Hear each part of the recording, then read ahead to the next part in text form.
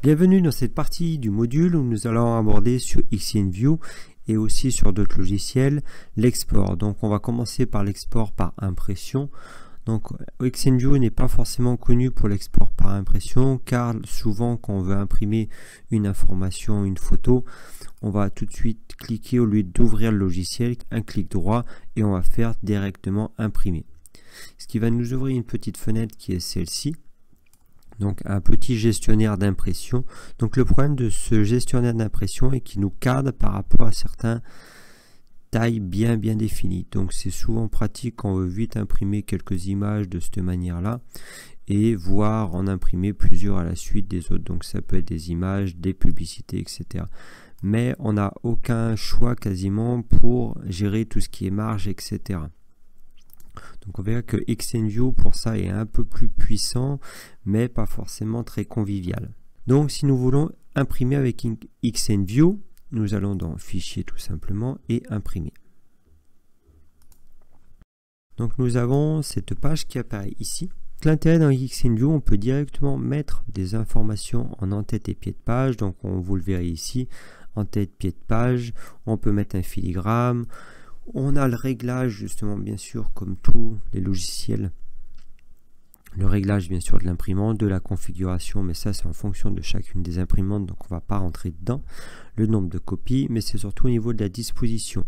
C'est là qu'il va falloir gérer un petit peu tout ça, donc soit de mettre à l'échelle, donc là vu que ma photo est très petite, forcément il se met à la vraie échelle, donc ça c'est intéressant parce que pas beaucoup de logiciels ne permettent de faire ça, donner une échelle très précise par rapport aux images. Si vous avez fait un gros travail en amont en essayant de respecter une taille prédéfinie de tant de pixels par tant de pixels, si vous imprimez avec ce logiciel là, il va automatiquement vous recadrer un peu comme il le sent et du coup vous ne pourrez jamais respecter exactement la bonne taille. Donc là vous pouvez aller vraiment loin dans la personnalisation des tailles et même aussi prendre des tailles prédéfinies par rapport à certains formats.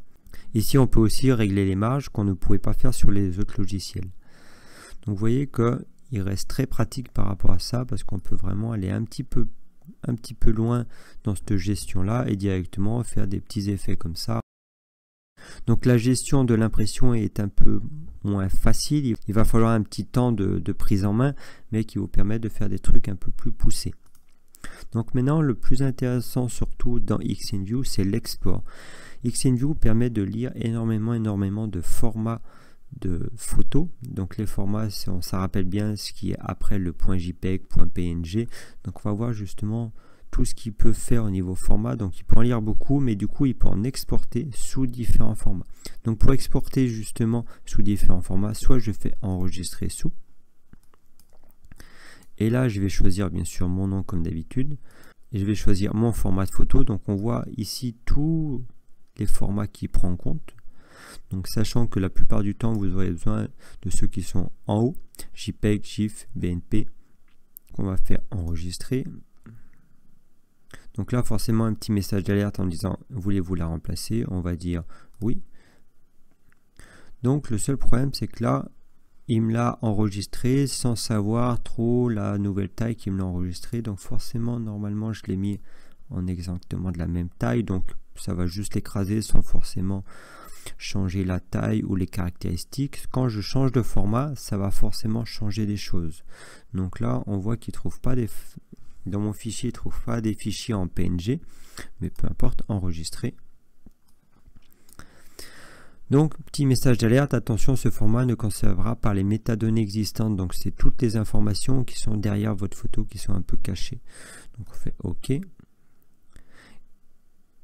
donc là, la photo, c'est bien enregistré. J'ai deux fois la même photo.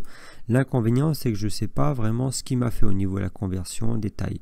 Donc là je vois que mon image que je viens de créer en JPEG fait quasiment 50 kg alors que l'autre faisait 410 kg. Donc je vois que j'ai perdu énormément d'informations mais je ne l'ai pas su à l'avance. Donc pour justement savoir à l'avance les informations qu'on perd ou qu'on gagne, on va dans exporter. Donc la plupart des logiciels ont cette fonction exporter. L'avantage de XNView permet de nous faire voir à l'avance l'information qu'on a au début et l'information qu'on aura à la fin dans notre fichier. Donc justement la taille. Donc très intéressant quand vous voulez exporter beaucoup d'images sur des sites internet où vous avez une place limitée. Donc c'est travailler un petit peu sur les tailles. Donc là, certains effets de compression ne vous fera pas voir justement 10 000 fonctionnalités et 10 000 possibilités de conversion. L'intérêt du JPEG permet de avoir cette petite réglette là qui vous permet justement de régler automatiquement la taille. Pour aller un petit peu plus loin avec Xtendu, on va voir justement quelques outils dans l'outil image et ici, là, redimensionner.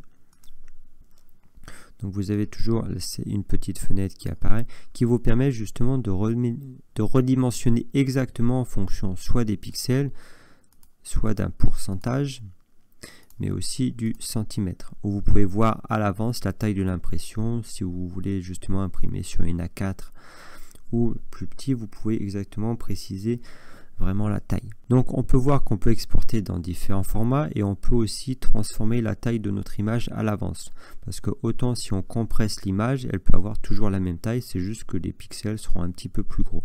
Nous allons aborder maintenant le dernier gros point de Xtendu, c'est la conversion multiple. Donc ça veut dire qu'on peut prendre plusieurs éléments, plusieurs photos et leur attribuer des effets à la suite. Donc là par exemple, imaginons nous aurions plusieurs photos qui sont retournées et nous voulons la mettre dans le bon sens.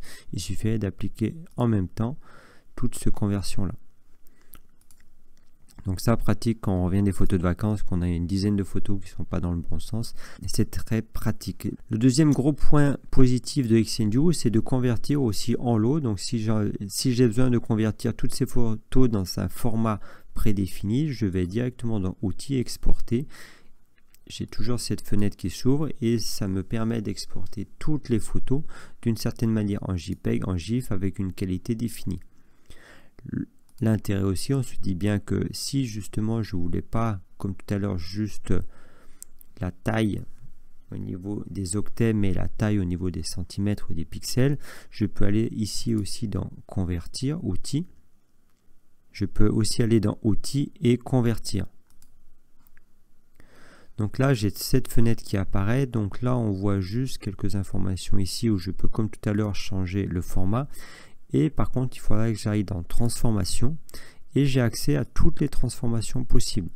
Donc comme tout à l'heure dans les filtres, on pouvait avoir justement tous ces effets de bruit, de vagues, spirales, etc. Donc en général, c'est rare qu'on fasse ça pour un lot de photos, mais on peut justement rogner, faire des rotations. Donc là, on va ajouter filtre après filtre, ce qu'on veut donc redimensionner. On veut ajouter ce filtre là. On veut que toutes les photos fassent 20 par 20 et on fait enregistrer. Donc après, une fois que vous avez sélectionné tous les filtres intéressants, donc souvent on fait filtre après filtre pour pas avoir d'erreur, donc souvent on utilise plutôt le redimensionner, c'est très utile pour tout ce qui est internet, et là on va directement faire le lancement.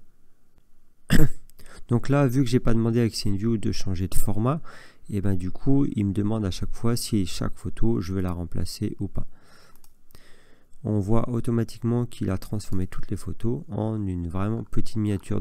Donc ici j'avais demandé 20 et non pas 20 cm mais 20 pixels. Donc là au niveau de la longueur il m'a mis 20 pixels. Donc c'est pour ça que nous avons vraiment des petites miniatures. Vous pouvez voir de cette manière là la puissance du logiciel.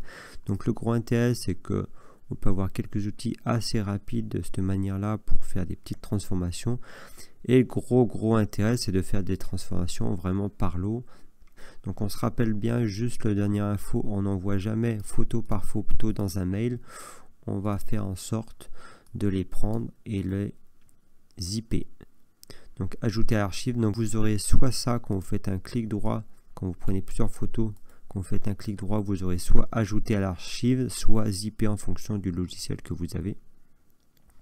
Il va vous demander justement 2-3 informations. Donc vous voyez en point rare ou en point zip, donc il n'y a pas une grosse différence. Le gros intérêt, c'est qu'il vous crée un fichier comme ça qui permettra d'être envoyé directement à la personne qui après l'ouvrira soit avec WinZip, soit avec WinRAR ou avec d'autres logiciels de décompression.